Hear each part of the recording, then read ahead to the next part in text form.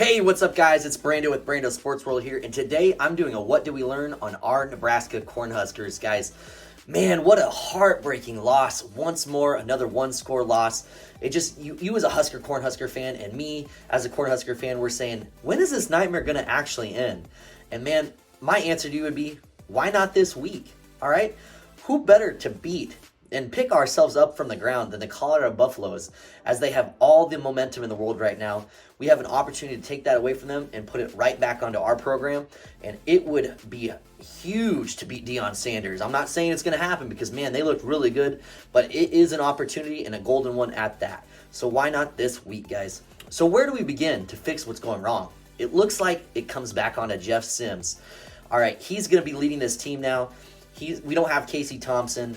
And it kind of is a little bit scary because Jeff Sims just seems to be targeting his wide receivers, and it just seems so obvious when you're telegraphing your passes. It's so much easier for the cornerbacks to get the ball, and it really showed this game. He had opportunities where there was open receivers throughout this game, but he just kept telegraphing his passes, and a lot of times they weren't intercepted, but there were times that were so detrimental to the team. He struggled to pass the ball throughout this game, and his constant telegraphing of passes led him to throwing 3 interceptions at the absolute worst possible times, 2 of which left me straight up scratching my head. He ended up going 11 for 19 throwing the ball, and he did get 1 touchdown, but like I said, he threw 3 interceptions, and it just destroyed any type of momentum that we had going for us this whole game. However, guys, this is not all on Jeff Sims.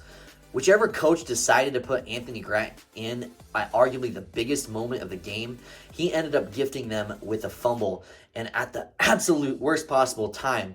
I really would have loved to have seen Gabe Ervin in at that point in time just to see what he could have done. He had a much better game overall, and it just happened to be Anthony Grant in. I don't know if they were just trying to get him in there to prove to himself and that he is more than capable, because he absolutely is, to handle the ball. But man, what a golden opportunity that was slipped up on.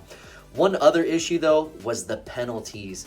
Matt Rule said that the procedural penalties started to go away towards the end of the fall camp, but penalties plagued us 7 times throughout this game. And man, I can't even begin to overstate. When we were at the 1-yard line and we were about ready to just go on in there and score a touchdown, and next thing you know, one of the offensive linemen had a false start. We ended up getting pushed back to our 6, and then literally, like I was saying earlier, Jeff Sims had an opportunity to make a difference in this game, but he quite literally telegraphed his pass and who he was going to throw it to when he had the guy sitting in the end zone right underneath it. He could have passed for an easy 6 points, but no, he telegraphed the pass, and it was one of his 3 picks during that point in the game. Now, let's not just continue to talk about the rain and thunder. Let's talk a little bit of sunshine and rainbows. It's not all bad here in Cornhusker Nation. The Cornhuskers lost by only 3 points to the Gophers while giving up 4 turnovers to Minnesota's 1. Guys, we also made more total yards as well. We went for 295 compared to their 251, and it's not by that big of a margin, but it's still a big enough margin to say, hey, we were in this game. The defense, man, let's talk defense in the black shirts. They came to play. They held Minnesota to only 13 points total and only allowed just under 200 passing yards and an impressive 55 rushing yards, mind you. So that's really awesome. If Nebraska wants to break out of this constant funk that it seems like that we've been in these 1-score losses, it's going to have to get improved quarterback play, as well as continue to establish our dominance on the defensive side of the ball. Guys, I still think Nebraska, they truly do have a great chance of making a bowl game. I really do believe that. It's possible, but we will need to find more answers on the offense. We can, without a shadow of doubt, cannot keep telegraphing our passes, and we're going to continue to have to improve on the offensive side of the ball. Especially, let's just talk offensive line too before I finish this. Turner Corcoran, man, just the guy seems so out of place, and he's going to have to take a huge step up because it's hindering our offensive line performance. So offensive line in general, they're going to have to find a way to create more holes for the running game, and I think we need to start relying on them to open up those holes, because sooner or later, we are going to have to run the ball more consistently. So, like I said, more consistent offensive play, as well as continue to establish our dominance on the defensive side of the ball. Those are my huge keys for us to improve and make it to a bowl game this year, guys.